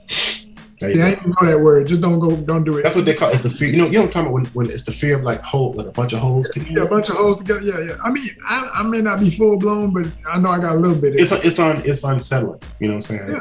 Yeah. It's like So yeah, I mean, the other thing too, like, and this is what I thought was brilliant too. The first movie really kind of like criticizes the academy, like the research academy. You know, because Helen Lyle is a PhD student, and it's about like how academics go into a space. I'm about to say, as someone in the world of academia, as a scholar, how do you feel about your relation to that kind of character and what they were saying about that mentality? Yeah, because there are people like that who basically don't care about the people that they're studying. You know what I'm saying? Like, she didn't care about those people. That's why she could just go up in there, do. Her friend was like, "Yo, we need to be careful up in here, right?" But the forbidden is like that too. Like, they really know. It's a sense of arrogance and entitlement that happens too. Like, oh, I'm an academic. I'm from the University of Chicago. I shall go into Cabrini Green and I shall take pictures of everything I want. Right? It's kind of like that. Yeah, it's kind of like that. And so in the first movie, I mean, in the short story, she's studying graffiti, right? That's why you see them taking pictures of graffiti and stuff.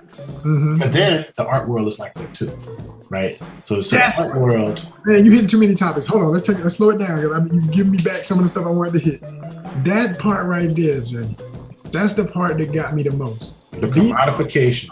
Being an artist, man, and you feel me, us who live this art life for real and know the struggle of what it is to just, first of all, the constant debate of being totally independent, which is damn near impossible, and being a part of some system that, gallery system. Yeah, got to be validated somehow by whomever, whether they understand, appreciate, or ever give a damn about your work. Just how much ass did you kiss, who'd you sleep with, who'd you drink with, who'd you drug with. Yes. And if you somebody who you ain't doing none of that, like this character, it's about my art, mofo. You either digging it or you don't. To see somebody, like at a certain point in the movie, where you talking about somebody yelling in the theater with nobody there happy as hell, because I'm just like, oh, y'all about to go there? Y'all about to go there? Like, I'm feeling like, you gonna be the vengeance of an artist? You gonna be the vengeance of an artist? Like, oh man, I was all in. And I think it also spoke to where, like, first of all, I like the fact that they used a Black artist from HBCU, I think, as the artist. His name is Okay. Yeah. Because I have it because it's in the syllabus actually. Yeah, it's on CandymanMovie.com. You can find all the stuff. But that I love what you're saying about that, because it's about connecting with that space. There's a reason why the gallery space is called the White Cube. You know what I'm saying? It's a very, very sanitized, hegemonic space. And the guy who owned that, it's funny, kid, I thought was kind of hilarious, is like the gallery owner that got killed first. His name is Clive. His name was Clive. So they kind of paid homage to Clive Barker by having him be one of the first people to get killed. You brought this up, so here, you can die first. Be the victim. Be the victim. You can be the victim. But yeah, another shout out they did too is to Clive Barker is, like, if you look at the shot in when Anthony goes to Billy Burke's laundromat, he's reading a copy of Weave World. I knew that was, but I couldn't see what the cover was. But as soon as I saw it, I said, okay. I got a chance to stop it and be like, oh, that's Weave World. So Weave World I just knew it had to be. I said, yeah. It's on point, because it totally relates to everything they set up. Because Weave World is about a tapestry, a magical tapestry that has another world inside of it. See, just like the mirrors, right? I was like, what? The other thing, and I don't know if this was on purpose. Two other things, because it's all about cycles. So, like I was saying, like Billy Burke's character, the Coleman Domingo character, he takes it upon himself to try to clean the community, and he's the laundromat. At the beginning of it, his sister's like, "Hey, can you do my laundry?" He's like, "No," but now he does everybody's laundry now. You know what I'm saying? He's stuck in, like, he never leaves the laundromat, you know? He's talking about, like, the fabric, and, you know, you can't get the fabric clean because he's talking about America, man. He's talking about America. Yes. He's talking about America. He's like, you can't get this clean. You can't get this, the fabric is ruined. And then talk about weed world, but then also you got to pay to clean those because you got to pay to do your laundry, right? You still, yeah. So there's cycles. Yeah. Oh, and there's some other stuff too. The first thing that he says when he comes on, hands, hands, hands. I was like, yo, he's chopping off them hands. He's taking them hands. The other thing is like, and he was doing the shadow puppets too. The other thing I thought was interesting too is that the first who was the artist? I remember when they first announced that they were going to do this. They were just only using that shadow puppets artist's work. Well, here's the thing. That's a company out of Chicago. I was going to say, who is that? What artist is that? I forgot the name of the company, but it's a production company out of Chicago. Now there are people like Carol Walker and like, you know, that's what I thought immediately when I saw who use shadows in their work. You know what I'm saying? And of course, Carrie Mae Weems uses mirrors in her work. So you know, there's some shout outs to like Black women artists. You know, there was a white woman who was a really master shadow puppeteer, and I think they're also shouting out too. Yeah, companies out of Chicago. The other thing I wanted to say right quick too, this idea. I'm sorry, this idea of cycles, because I'm like, I was on a so the address of the building, this is because I've seen it so many damn times. The house that they live in, the address is what they call a strobogrammatic number. And a strobogrammatic number is a number that if you flip it upside down, it reads the same. Same code, yeah. They live in 916. If you flip it, 916. I was like, what? I was like, come on now, y'all are really messing with my head with this stuff. They went all in, man. They really did. Like I was talking to the producer. I got a chance to talk to the producer, and so at the beginning of the show of the movie, Anthony's taking pictures in that I guess essentially where he dies, right later, and he is startled by something. He's taking pictures, remember, with the flash? Like, yep. And he's like, right? Right. At the end of the movie, he's almost finished his transformation. He's got on that white, you know, painter's get up with the black paint and stuff on him. Mm-hmm. He sees flashes and he walks towards that room. Mm-hmm. He's scared, his future self scares his past self. Mm-hmm. Mm-hmm. He's basically frightened by his destiny. It's a circle. I was like, yo, I got chills again. Look at that. Because I was like, yo, because I asked him about, he's like, yep, that was a premonition. I was like, oh, when I asked Ian, I was like, bro, tell me that you did it on purpose. He was like, yes, that was a premonition of his death. I was like, I'm gonna smack you. Because I was like, what? But and then brilliant. You're brilliant. And the other thing was, and I love this part too, like Brianna, you know, who is basically what happens is like Kilman Domingo's character creates this panic, you know, that this crazy killer is killing, you know, the hookman killer is killing everybody, right? He's down there here in the Cabrini Green. They send all these cops, the swarm, so to speak, right? And, you know, they kill him. They kill Tony, right? He gets killed just like, you know. Which I was talking about this earlier with somebody, and I was saying, you know, it's a perfect example of how you get the first when you introduce that character, you think, okay, was this dude some weird pedophile guy because he's giving candy to the kids in the community? And then you say to yourself, no, he wasn't. And he's just an old man who's been through all hell from the war, lost his hand. Lost his hand. And knows everybody looks at him as my dude, Jeff Carroll, probably, he could have had like PTSD or something like that. You know what I'm saying? Right. So he may have his moments where he flip out, and that's why everybody kind of scared of him. Which, you know, that's real, but I'm saying there's no direct evidence of him really doing anything to hurt. He was actually a really kind person. That's it. And that's what I'm saying. And so when you see, you know, just that typical stuff of like, yeah, but the way you look, there's no way you could be. There's no way you could be any good, right? So let's kill your black body. You have to kill the black man. And so what ends up happening is, at the end, as you know, which is chilling, they put her in the backseat of the car. Which hold on, before you go there, I will give homage to where homage is due, because they were giving no homage, obviously. They did all of their just due for all the movies, but at the end of the 1999 Dia de los Muertos joint, it's the same scene from a different perspective with another woman character in the same scene. Remember the two corrupt cops? Oh, that's right. You know, I haven't, oh shoot. I haven't seen it in so long, man. I need to go back and check it. It's in LA, and the main character, because he's always the main, who actually, in this case, I will say this too for casting. She did a great job. She's beautiful or whatever, but for her to be what she was supposed to be, okay, I know. Let me say what I got to say so I can make my point. I get all off it because I know what I want to say, but I'm thinking about it while I'm saying it. She basically played the daughter, the grown daughter of a descendant of Candyman's love interest. So it was the woman. Okay, so it's basically she's the great granddaughter, I think it was. Yeah.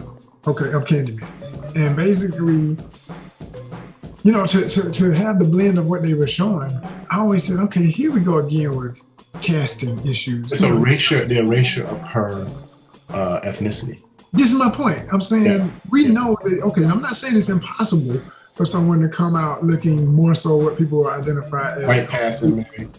Right, but when you are mixed directly, not multiple down the line, typically you got a certain look. And the role should have been given to so many people. I'm talking about the grandmother, the mother. Like that could have been a bunch of great mixed individual castings that would have helped a whole bunch of other careers. You're absolutely right. You're absolutely right. Yeah, it's funny because I need to go back and watch. So I didn't realize that there was a scene like I haven't seen that movie in so long. I need to go back and check this one out. I don't know as well, right? Yeah, it's all good. So that's really interesting. Okay, that even makes me love the new one even more, right?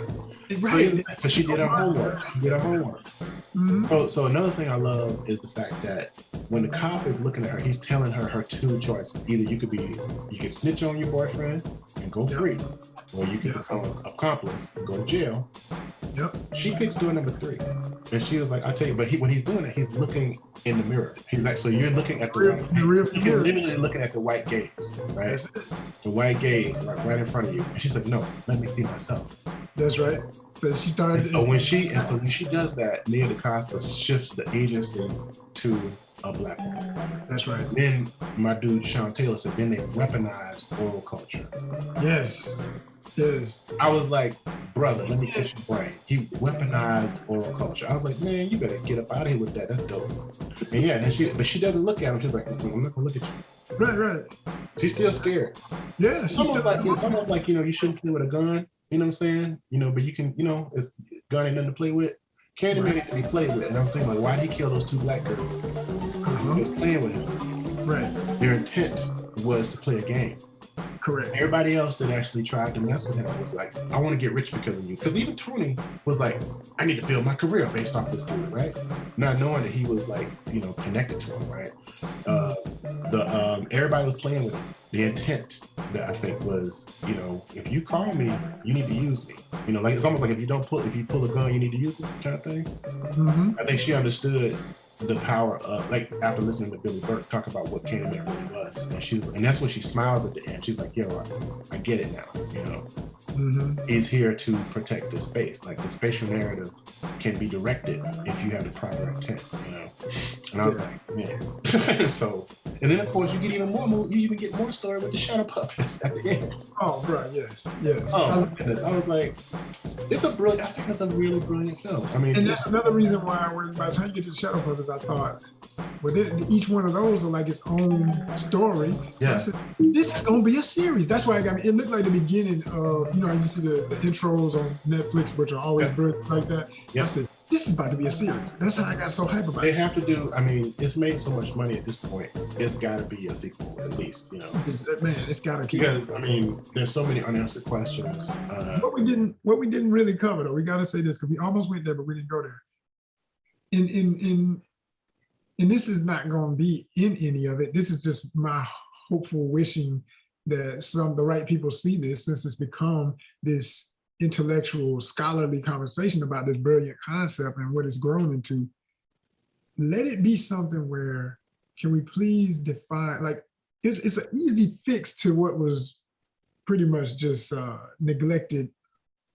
Let's just kill a bunch of black folk in the first one. Right. He's in green and all. It's like, but why? Like, why? Exactly. Why would a dude who was chased by a white mob go after him and hurt black people? So here's how we, because it's never just everybody white bad, everybody black good. We know this in reality. but let's get specific and let's heal through, since it's still horror and everybody can get it. If you playing with the gun, like you said, you want to play with the gun, you call on the gun 5 times, it's gonna come shoot you. It don't care who you are. That's right. How about this? How about the fact that because he was this wealthy painter, and I love the fact he was an artist. That just never gets old. I always love the fact that never gets old of me, man. That's why it's on my list of my top 5.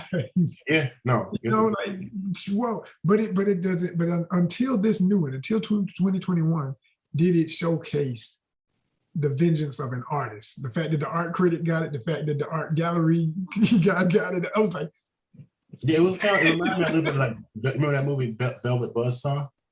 Do you see that movie? No, wow, what's that? It's on Netflix, please. It's so crazy. It's called Velvet Buzzsaw.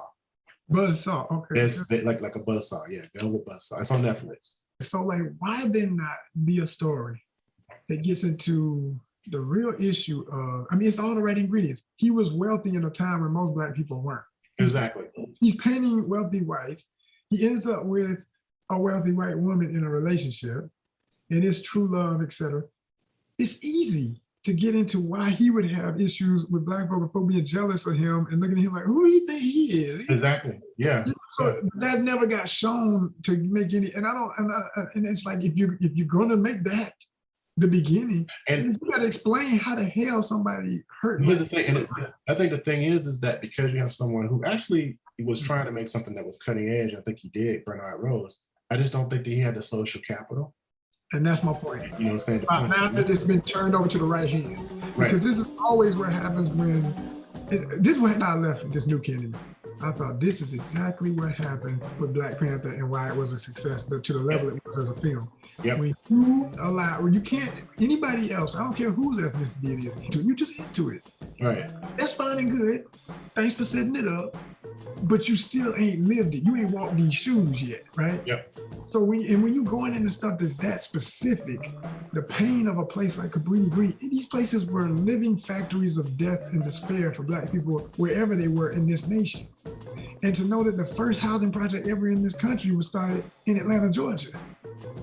You know what I mean? And okay, and just dealing with, you know, what I knew of that, not having that be my experience, but you know, I've worked with kids who came out of those kind of situations. I've worked in Section 8 projects, you know what I'm saying, teaching art. You feel me? Yeah. You know, so, you know what I'm saying, one way in, one way out places and all kind of crazy stuff. You know, before I got in the room to teach the kids saying, we saw you out there, Mr. Art Man. What you mean you saw me? There ain't no windows on the side of the building. Right. Where am I at? Like, yo, you know what I'm saying? Like, wow.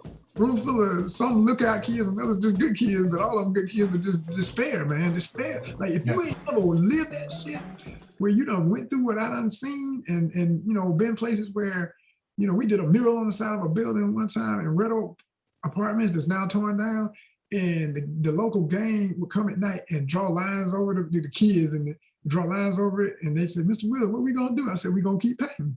Right. You know, and I'm thinking to myself, I'm crazy, but we're gonna do it. You know, and we still did the mural. And after a while, art won. It was like, oh, I guess that's kind of cool. That's pretty. They left it alone.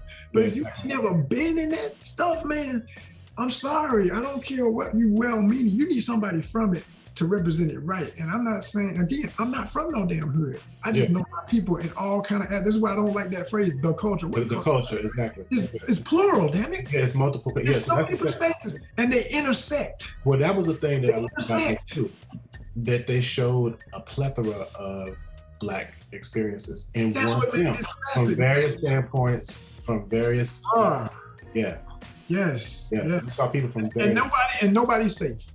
Nobody's safe, and nobody was, and nobody had any issues with each other either. You know what I'm saying? As far as like class, you know, it was a really interesting thing.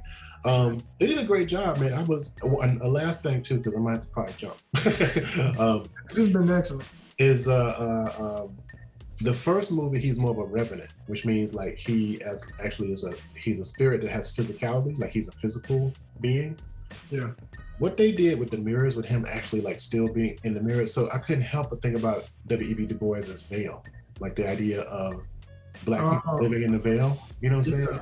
And him being like the Invisible Man, like Ralph Ellison's Invisible Man. You know what I'm saying? I was like, these literary comparisons I thought were just brilliant. Like so when you invoke him, you basically you break the veil and he can actually touch you. You know what I'm saying? I was like, I think that he's inside of it. Like, something like the Mirrorverse is like another, like a universe inside of these mirrors and stuff. You know, I was like, whoa.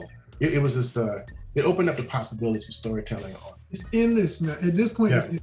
And that's why I got so excited about it. Hopefully it becomes a series or something. Yeah. I think that they can do so much with it. I mean, for instance, even old folk tales from like South Carolina and other places where like you cover the mirrors and when someone dies because your spirit will get trapped in mirrors. They talked about that in the second movie, actually, right? Mm-hmm. Yep. Mm-hmm. So when he looks into the mirror, that's how his right. spirit got captured. Right. Yes. Yeah. Yes. So it was like, yeah. So there's a lot of things in that, man. So anyway. So, I mean, I don't mind when people who know it well, scholars of it, are part of the process.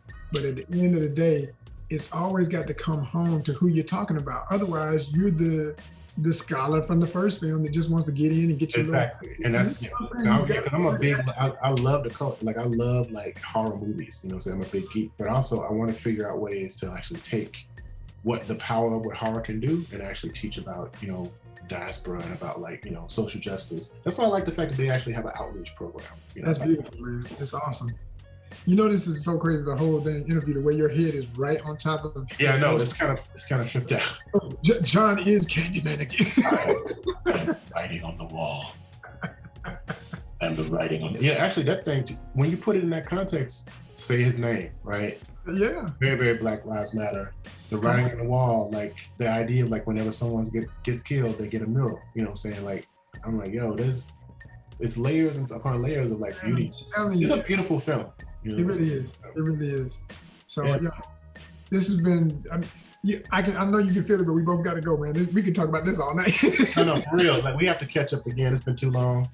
Hey man, I don't know if you know some connection to get me one of them shirts, but if you can, send me one. I need. Hey, actually, I might be able to do that. Yeah, I'm serious as a heart attack. You said it on camera. My people. Extra large. I'm gonna see what I can do. Serious, extra large. But no. Give me either a large or a medium. Okay, I'll see what I can do. I mean, I know that they had them at the opening, so I'll see. Seriously. Thank you. For sure, folks. Appreciate you. This is John Jennings, ladies and gentlemen. All right, man. Out.